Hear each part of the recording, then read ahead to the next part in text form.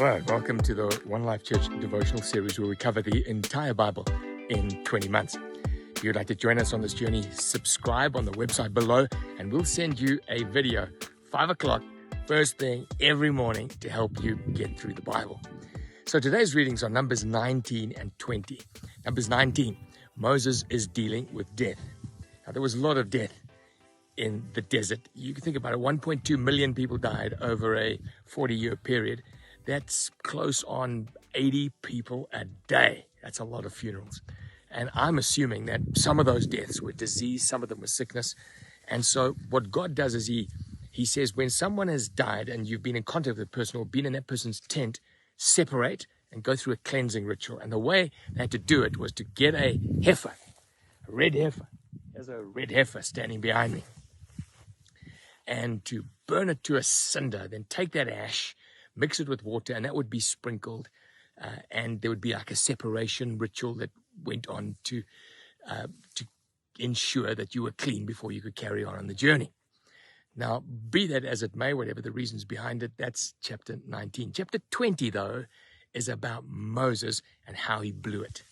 Don't know about you, but every now and again, I feel like I've blown things. And I think in this chapter, there is great hope that even though we mess up, God is gracious and he gives us another crack at it. So this is what happened with Moses. Moses receives complaining. A delegation comes against him again now, rebelling. He bows on his face before God. He seems to have done a lot of that, lying on his face before God. And God says to him, listen, this is what I want you to do. I want you to go to that rock, but take the Aaron's rod, the one that had budded, and hold it up before the people so they can see. Remember, that rod was a reminder that they shouldn't rebel. And then speak to the rock, and water will gush out of it. Well, Moses walks out in front of the people. He shouts at them. He calls them a bunch of rebels, and he smashes the rock, loses his temper, loses his rag, smashes the rock twice. Water comes gushing out. The people are satisfied. But God says to Moses, that was not representing me. That was not an act of faith. I didn't tell you to hit it. I told you to speak to it. And so he says to Moses, well, because of that, someone else is going to take the people into the land of Israel, into the promised land. So you might say, God, isn't that a little bit harsh? Now, you see, God was saying, this is how I want you to handle my people, gently. And I want you to speak in faith. You know that rock represented Jesus.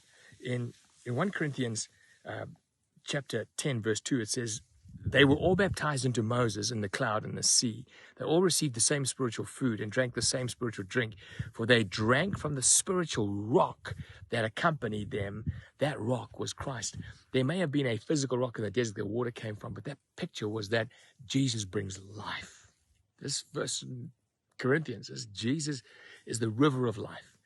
And so Moses, instead of representing that to the people, he slams them and he's angry. He's like legalistic toward them. And that was Jesus. That was Jesus. God wanted him to present Jesus. You speak and the rivers of life will flow.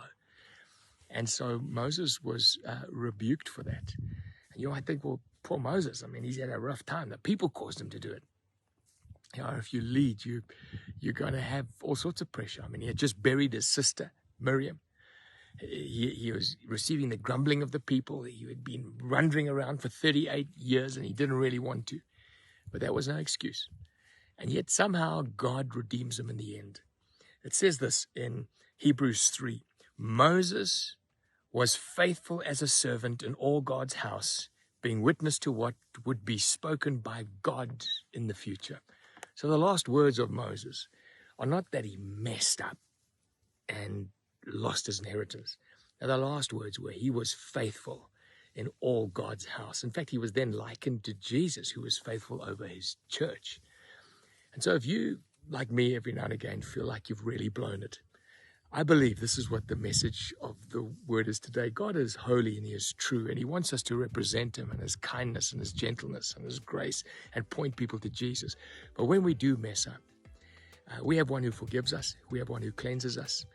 We have one who will still call us well done, good and faithful servant, as we dust ourselves off and say, Lord Jesus, give us grace, give us hope, give us another crack at this.